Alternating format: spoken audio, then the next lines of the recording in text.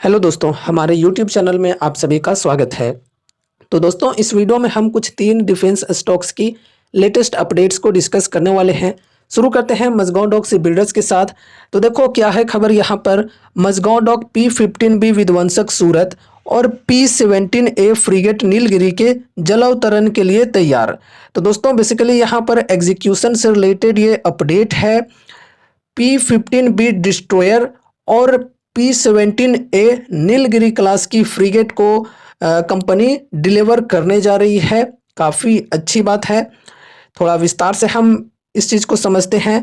भारत के प्रमुख रक्षा शिपयार्डों में से एक Mazagon Dock Shipbuilders Limited ने 2 प्रमुख युद्धपोतों को शामिल करने के लिए प्रारंभिक कार्य शुरू कर दिया है। सूरत P-15B विध्वंसक वर्ग का अंतिम पोत और नीलगिरी P-17A फ्रीगेट वर्ग का पहला पोत, दोनों जहाजों को नवंबर या दिसंबर 2024 तक शामिल किया जाना है। अब देखो यहाँ पर समझो थोड़ा अच्छी तरह से। सूरत P-15B डिस्ट्रॉयर वर्ग का 4th और लास्ट पोत कंपनी जो है ये डिलीवर करने जा रही है, और इसके साथ ही नीलगिरी P-17A फ्रीगेट क्लास का पहला पोत जो है ये भी कंपनी डिलीवर करने जा रही है। और यहाँ पर देखो टाइमिंग बताई जा रही है, इन जहाज़ों को नवंबर या दिसंबर 2024 तक शामिल किया जाना है, जो भारत के स्वदेशी युद्धपोत निर्माण कार्यक्रम में महत्वपूर्ण माइलस्टोन साबित होगा। काफ़ी अच्छी बात है।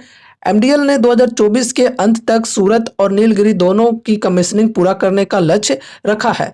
शिपयार्ड एक साथ दूसरे P-17A पोत की डिलीवरी की तैयारी कर रहा है। दोस्तों जैसा कि हमने बोला कि प्रोजेक्ट 15B के तहत लास्ट जो डिस्ट्रॉयर है उसकी डिलीवरी कंपनी करने वाली है। एंड अगर हम नीलगिरी क्लास के प्रोजेक्ट 17A पोत की बात करें तो फर्स्ट पोत की डिलीवरी कंपनी करने जा रही है। एंड ऐसी भी खबरें आ रही हैं कि एक साथ दूसरे जो P-17A पोत की डिलीवरी है वो भी जल्द ही कंपनी करेगी। देखो यहाँ पर बताई जा रही है जो 2025 की शुरुआत में मिलने की उम्मीद है। P-17A कार्यक्रम की प्रगति घरेलू स्तर पर जटिल युद्धपोतों के निर्माण और विदेशी आपूर्तिकर्ताओं पर निर्भरता कम करने में भारत की बढ़ती क्षमताओं का प्रमाण है। दोस्तों यहाँ पर ओवरऑल हम मझगांव डॉक शिप बिल्डर्स के एग्जीक्यूशन की बात करें तो बहुत ही बेहतरीन एग्जीक्यूशन है इनकी। ठीक है, समय से पहले ये जो कंपनी है अपने ऑर्डर्स को एग्जीक्यूट करने को तत्पर रहती है, तो काफ़ी अच्छी बात है। तय समय के अंदर अगर कोई कंपनी अपने ऑर्डर्स को एग्जीक्यूट करती है तो ऐसे में कंपनी की जो वैल्यू है वो काफ़ी बेहतरीन बनती है, दूसरे देशों में भी और अपने देश में भी। ठीक है, और ऐसे में और भी ऑर्डर्स मिलने के चांसेस होते हैं, और ऑर्डर्स को अगर सही समय पर एग्जीक्यूट किया जाता है तो ऑर्डर्स की जो वैल्यू है वो सही समय पर सेल्स एंड प्रॉफिट्स के अंदर कंपनी की कन्वर्ट हो पाती है। ठीक है, तो ये है अपडेट यहाँ पर मझगांव डॉक से बिल्डर से रिलेटेड। अब नेक्स्ट अपडेट है यहाँ पर भारत इलेक्ट्रॉनिक्स से रिलेटेड। यहाँ पर अपडेट है basically future growth and target price को लेकर। तो यहाँ पर देखो क्या क्या चीज़ें कही जा रही है। एक ब्रोकरेज है प्रभुदास लीलाधर। तो प्रभुदास लीलाधर का मानना है कि बेल के लॉन्ग टर्म प्रोस्पेक्ट्स काफ़ी मजबूत हैं, कंपनी का ऑर्डर बैकलॉग अच्छा है और आने वाले 2 सालों में करीब 50,000 करोड़ की डिफेंस अपॉर्चुनिटी पाइपलाइन में है। साथ ही कंपनी अब डिफेंस के अलावा सिविल एविएशन, इंफ्रास्ट्रक्चर और रेलवे जैसे सेक्टर्स में भी अपना विस्तार कर रही है।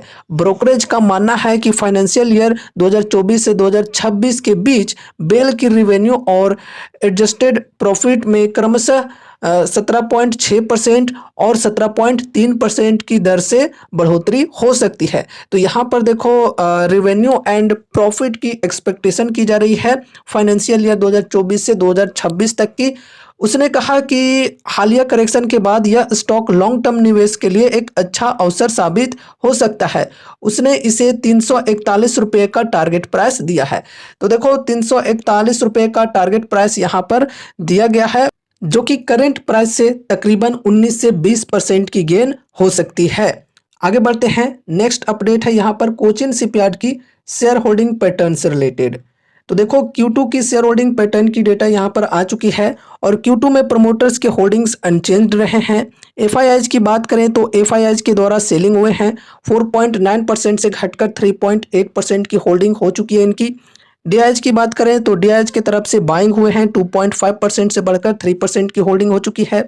फिर पब्लिक की बात करें तो पब्लिक के द्वारा भी यहाँ पर बाइंग हुए हैं 19.7% से बढ़कर 20.3% की होल्डिंग हो चुकी है।